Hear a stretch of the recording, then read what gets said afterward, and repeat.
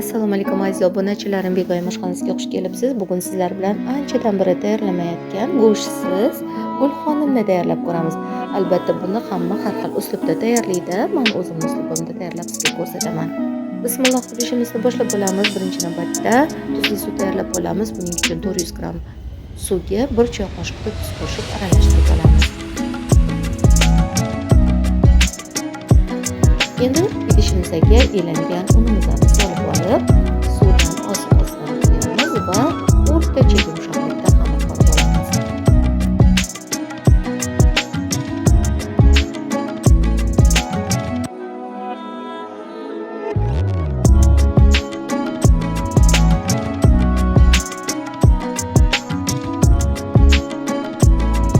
Xamirni ustiga yopib biroz tindirish uchun olib qo'yamiz.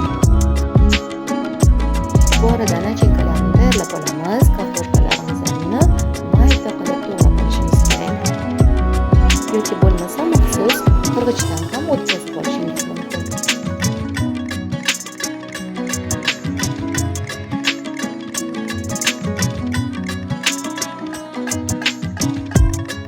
Mana maydalab shu ko'rinishda to'g'rab oldim. Endi piyozni ham mayda qilib kubik shaklida to'g'rab olamiz.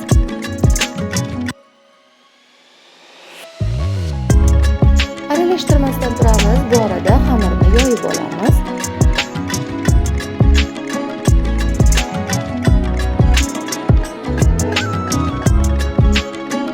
Tingan xamirni yupqa qilib yoyib olamiz.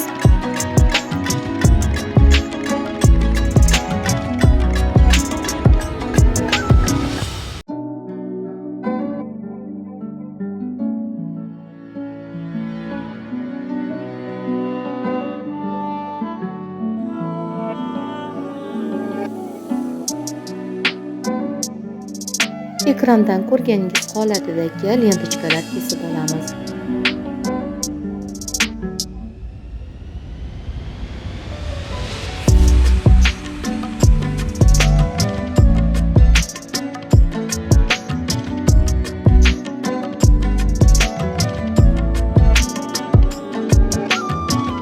Endi nachinkalarimizni tuz ravorlar bilan aralashtirib olamiz.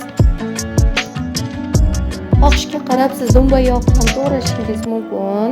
Dumba yog' to'g'ralganda ko'pincha bolajonlarimiz xohlamay qoladi. Shuning uchun ustidan 100 gram atrofida yog' quyib oldim.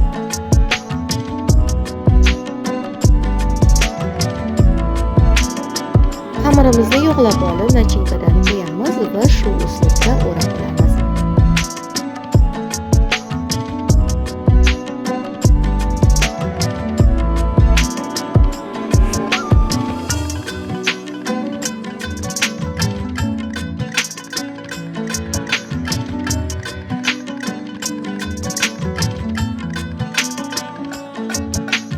Yog'langan listlarga xonimlarni joylab olamiz va 40 daqiqa mobaynida qaynab turgan manti qozonda pishirib olinadi.